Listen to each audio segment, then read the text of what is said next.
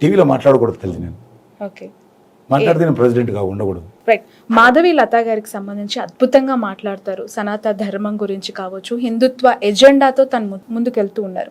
ఒక మసీదుపై ఆమె బాణాన్ని ఇట్లా విల్లు పెట్టి బాణం విసురుతూ ఉన్నట్టుగా చేసిన ఒక మూమెంట్ ఏదైతే ఉందో చాలా కాంట్రవర్షియల్ స్టేట్మెంట్స్కి దారితీస్తూ ఉంది. ఎందుకు సార్ అలాంటివి ఖచ్చితంగా ఉండాలంటారా? స్టేజ్కి ఎదురుగా మసీదు ఉంది, అది చుట్టుపక్కల 5-6 మసీదులు ఉన్నాయి, ఎటువైనా ఉన్నది మసీదు ఆడ. లేదు సార్, ఇటు ఎదురుగానే ఉంది బాణాన్ని చాలా ఉన్నాయి అన్నమాట. అది ఒక హావభావం వ్యక్తం చేసింది.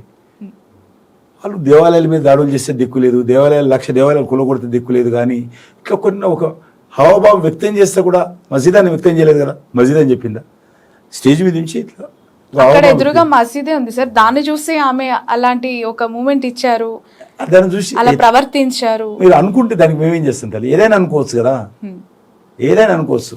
ఇప్పుడు అనేక దేవాలయాలు కూలగొడుతుంటే దిక్కులేదు, దాన్ని మాట్లాడరు. కాలు ఒక అహోభావం వ్యక్తం చేసి ఎదురుగా మీ చేతిలో ఏమైనా ఉందా, విల్లుందా, బాణం ఉందా, ఏముందని మీరు ఇంత ఆమెను విమర్శిస్తున్నారు? ఇంటెన్షన్స్ ఓపెన్ అవుతున్నాయి కదా సార్, విల్లు అక్కర్లేదు, బాణం ఉండక్కర్లేదు, బట్ ఇలా ఆమె పైకి చేస్తూ ఉన్నాయి. లేకపోతే కిందకి వస్తారా, కిందికి వేస్తారు, ఇట్లా చూపిస్తారా? ఎవరికైనా బాణం విషయం ఇట్లా చూపిస్తాం. న్యాచురల్గా ఇటు సైడ్ పెడతాం, అటు సైడ్ ఏముందనో, గుడి ఉందా, మసీద్ ఉందా, చర్చ్ ఉందా, లేకపోతే గురుద్వారా ఉందా అని ఏది చూడరు. ఫార్చునేట్లు అన్ఫార్చునేట్లు అక్కడ కనిపించింది, అంతే తప్ప అది దాన్ని పెద్దగా ఇష్యూ చేయాల్సిన అంశం లేదు.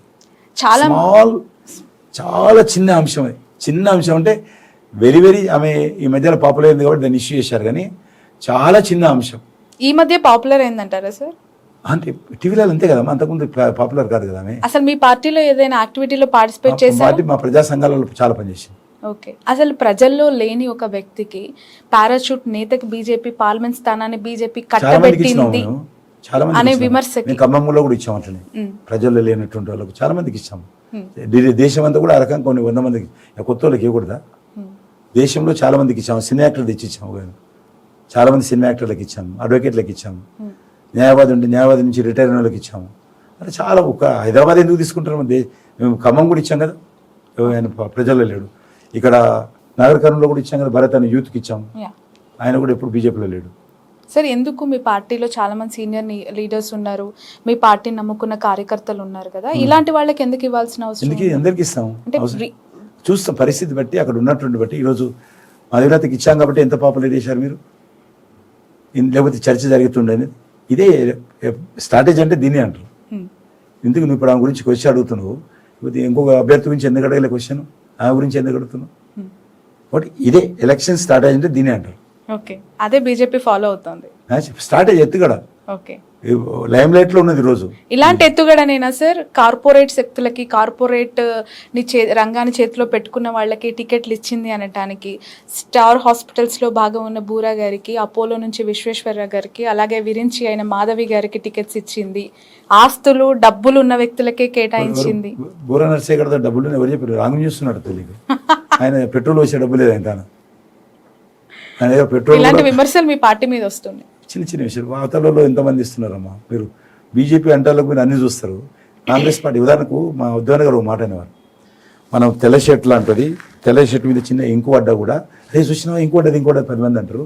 అదే పూల షర్ట్ వేసుకున్నారు అనుకోండి, ఆ పూల షర్ట్ మీద రంగు పడితే ఇంకో ఫ్యాషన్ అయిపోతుంది. కాంగ్రెస్ పార్టీ అట్లా. కాంగ్రెస్ పార్టీ పూల షర్టు రంగులు ఉంటుంది, అట్లా ఇంకు పడ్డా కూడా ఇంకో ఫ్యాషన్ అవుతుంది, వాళ్ళకేం కాదు. మాకు చిన్న మరక పడ్డా కూడా 10 మంది ప్రశ్నిస్తే జాగ్రత్తగా ఉండాలని చెప్పేవాడు మనకు. మనం వైట్ షర్ట్లే అంటున్నాం మన పార్టీ, చిన్న పొరపాటు చేసి అడుగుతారని.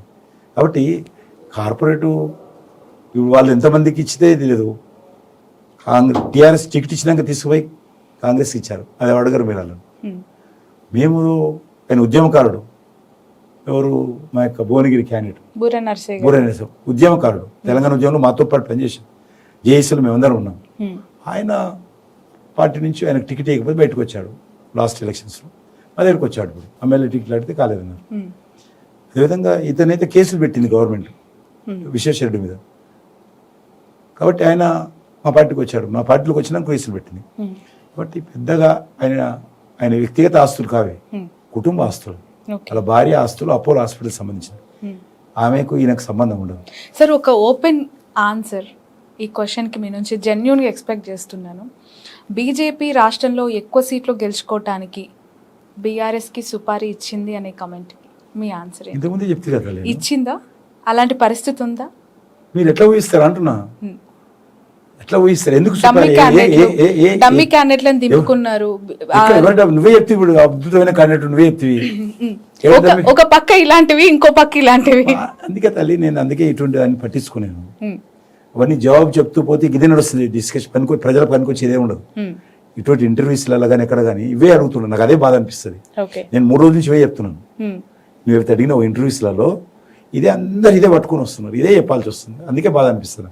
వేరే ఉద్దేశం మీరు ఏమనుకోవద్దు. ఏముంటుంది చెప్పు, సుపారీ అంటే వాడెవడో అనగానే మీరు మమ్మల్ని వచ్చి అడుగుతారు. సుపారీ ఏముంటుందమ్మా? ఇది రాజకీయ పార్టీ, ప్రజలు ఓట్లేయాలి. కేసీఆర్ చెప్తేనో ఓట్లు పడతాయా, లేకపోతే నేను చెప్తేనో ఓట్లు పడతాయా? ప్రజలు అంతిమ నిర్ణేతలు, వాళ్ళు ఓట్లేస్తారు. కానీ వాడు సుపారీ ఇస్తే మేము గెలిచి వస్తామా, ఈడు సుపారీ ఇస్తే గెలిచి వస్తామా? పనికిరాని ముచ్చట్లు వాళ్ళందరి ఆ పార్టీలు మాట్లాడేది. Sir, 1 more question. సిలిండర్ ధరలు, జిఎస్టీ, పెట్రోల్ రేట్ ఇలాంటివి చాలా పెరిగాయి. మోదీ గారి ప్రభుత్వంలో పెరుగుతూనే ఉన్నాయి తప్ప తగ్గుదల లేదు. గెలుపు పైన ఖచ్చితంగా ప్రభావం చూపిస్తాయి అనే క్వశ్చన్ మీ ఆన్సర్ ఏంటి? ప్రతి ఎలక్షన్స్లో ఎన్నికలకు ముందు నిత్యావసర వస్తువుల ధరలు ఎజెండా ఉండేది. ఇప్పుడు ఏదైనా పార్టీ మాట్లాడిందా చెప్పము? ఏడ ధరలు పెరిగాము. పెట్రోల్ ధర 3 సార్లు తగ్గించాము, 3 సార్లు తగ్గించాము, మళ్ళీ పెరగలే. గవర్నమెంట్ ఆఫ్ ఇండియా 3 సార్లు తగ్గించి రాష్ట్ర ప్రభుత్వాలకు విజ్ఞప్తి చేసింది, మళ్ళీ మీరు కూడా తగ్గించుకోండి, మేము కొద్దిగా తగ్గించాము, మీకు కూడా అంతే లాభం వస్తుంది కదా. కేంద్ర ప్రభుత్వానికి వచ్చే పని ఎంత, మీరు కూడా అంతకంటే ఎక్కువ వేశారు. ఒక తెలంగాణ, ఆంధ్ర తప్ప అన్ని తగ్గించారు, అన్ని రాష్ట్రాలు. కాబట్టి ధరలు పెరగలే ఎక్కడ కూడా. నిత్యావసర వస్తువులు మీరు ఎప్పుడైనా షాప్కి పోతే తెలుస్తుంది. నిత్యావసర వస్తువులు ధరలు పెరగలేదమ్మా. 10 సంవత్సరాలకున్న ధరలు చూడండి, ఇప్పుడు చూడండి. పెట్రోల్ అంటే అది వేరే విషయం, పెట్రోల్ డీజిల్ తప్ప మిగతా చూడండి. నిత్యావసర ధరలు పెరిగాయి సార్. కందిపప్పు రేట్ ఎంత ఉండేది, పెరుగుతూ వస్తుంటదమ్మా, తగ్గుతా పెరుగుతూ వస్తుంటది. ఒకప్పుడు జస్ట్ అట్లా 10-20 రూపాయలకి ½ కేజీ అట్లా వచ్చేది, ఇప్పుడు వందలు పెట్టాల్సి వస్తుంది. ఆయిల్స్ కూడా నిత్యావసర వస్తువులు పెరిగాయి సార్. ఎందుకంటే I cook very well, I know ఖచ్చితంగా పెరిగాయి. అమితోడు కలిసిపోతున్నాం, 10 రూపాయల కేజీ వస్తుంది. రైట్. మొత్తానికి సికింద్రాబాద్ కాన్స్టిట్యున్సీ ప్రజలకు కిషన్ రెడ్డి గారు ఇచ్చే మెసేజ్ ఏంటి? తప్పకుండా సికింద్రాబాద్ ప్రజల ఆశీస్సులతో పార్లమెంట్ సభ్యుడు గెలిచిన తర్వాత ఒక పార్లమెంట్ సభ్యుడిగా సికింద్రాబాద్ కాన్స్టిట్యున్సీకి ఏ రకంగా సేవ చేయాలో తప్పకుండా మరింత అంకిత భావంతో సేవ చేస్తాను. మంచి పేరు తీసుకొస్తాను. నాకు ఓటేసినటువంటి ఓటర్స్ ఎవరైతే ఉంటారో మీరు ఎప్పుడు కూడా తల దించుకునే విధంగా ప్రవర్తించను. నీతి నిజాయితీతో ఉంటాను, ప్రజలకు అందుబాటులో ఉంటాను, కష్టకాలంలో ఉన్నప్పుడు ఉంటాను. కొన్ని లక్షల మంది, అంటే ఆల్మోస్ట్ 50 లక్షల మంది ఉంటారు ప్రజలు. ఓటర్సే 21 లక్షలు ఉన్నారు, కానీ ప్రజలు 50 లక్షలు ఉంటారు నా కాన్స్టిట్యున్సీలో. కాబట్టి 50 లక్షలకు వ్యక్తిగతంగా నేను కలవలేకపోవచ్చు, కానీ 50 లక్షలకు సంబంధించినటువంటి నిర్ణయాలలో తప్పకుండా నేను భాగస్వామి, ప్రతి విషయం చిన్న విషయంలో కూడా భాగస్వామి ఉంటాను. 50 లక్షల మందితోటి వ్యక్తిగత సంబంధాలు పెట్టుకొని వ్యక్తిగతమైనటువంటి అవసరాలు పరిష్కారం చేయడంలో వీలు కాకపోవచ్చు. ఎందుకంటే గతంలో ఉన్నటువంటి ప్రభుత్వము, టీఆర్ఎస్ ప్రభుత్వము మాకు ఏ రకంగా సహకారం అందించలేదు. ఒక పార్లమెంట్ సభ్యుడైనటువంటి మినిమం ఇంగిత జ్ఞానం కూడా ప్రభుత్వానికి ఉండేది కాదు. కానీ తప్పకుండా నేను ఒక కేంద్ర మంత్రిగా ఉన్నప్పటికీ ఆ రకమైనటువంటి సహకారం అందించకుండా నేను అనేక రకాల డెవలప్మెంట్ యాక్టివిటీస్ తీసుకురావడం జరిగింది. భవిష్యత్తులో కూడా అదేవిధంగా నేను మరింతగా నా పార్లమెంట్ ఆఫీస్ ఓపెన్ చేశాను. మా ఇక్కడనే కాన్స్టిట్యున్సీలో ఉంటాను, నేను ప్రజలకు అందుబాటులో ఉంటాను, ఎవరు వచ్చినా కలుస్తుంటాను. నాకు దగ్గర రావడానికి ఇంటర్వ్యూస్ కూడా అవసరం లేదు. వాకిన్ ఇంటికి కావచ్చు, హైదరాబాద్లో ఇంట్లో ఉన్న ఆఫీస్లో ఉన్న వాకిన్ వచ్చి నన్ను కలవచ్చు. కాబట్టి భవిష్యత్తులో కూడా ఇదే రకంగా ప్రజలకు అందుబాటులో ఉండి మన కాన్స్టిట్యున్సీకి సంబంధించి ఒక పార్లమెంట్ సభ్యుడిగా ప్రజలకు ఏ రకమైనటువంటి మీరు ఎక్స్పెక్టేషన్ చేస్తున్నారో అదేవిధంగా పార్లమెంట్ సభ్యుడిగా నా బాధ్యతలు మరి నేను నిష్ఠగా క్రమశిక్షణగా నా బాధ్యత నిర్వర్తిస్తాను. కాబట్టి ఆశీర్వదించాల్సిందే కోరుతున్నాను. రైట్. సీనియర్ మోస్ట్ లీడర్గా కిషన్ రెడ్డి గారి మాటల్లో మోదీ గారి గురించి ఒక మాటలో చెప్పాలి అంటే ఏం చెప్తారు? మోడీ గారు చాలా కమిట్మెంట్తో పనిచేస్తారు.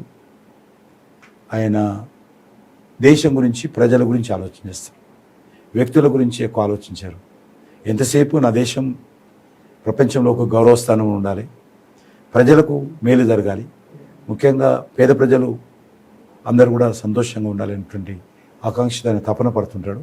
కాబట్టి ఆయన ఏది చేసినా కూడా నేషన్స్ ఫస్ట్ ఆయన ఎజెండా ఉంటుంది. కాబట్టి భవిష్యత్తులో ఆ దిశలో ముందుకెళ్తాం. Okay, right. Thank you so much sir. Wish you all the best, wish you all the success. you very much. మీరు అనుకున్న రకంగా మీ రాజకీయ జీవితం కొనసాగాలి, మీరు వేసే ప్రతి అడుగులో సక్సెస్ మీ దరి చేరాలని మనస్ఫూర్తిగా కోరుకుంటున్నాం. మా కిషన్ రెడ్డి గారు, ప్రజలందరి కిషన్ రెడ్డి గారు ఇప్పుడు ఎప్పుడు ఎప్పటికీ అలానే ఉండాలని. Wish you all the best. So ఇది బీజేపీ రాష్ట్ర అధ్యక్షులు, సికింద్రాబాద్ సిట్టింగ్ ఎంపీ, అలాగే 2024 పార్లమెంట్ ఎన్నికల్లో బీజేపీ పార్టీ నుంచి పోటీ చేస్తున్న అభ్యర్థి కిషన్ రెడ్డి గారి స్పెషల్ ఇంటర్వ్యూ. చూస్తూనే ఉండండి క్యూబ్ టీవీ.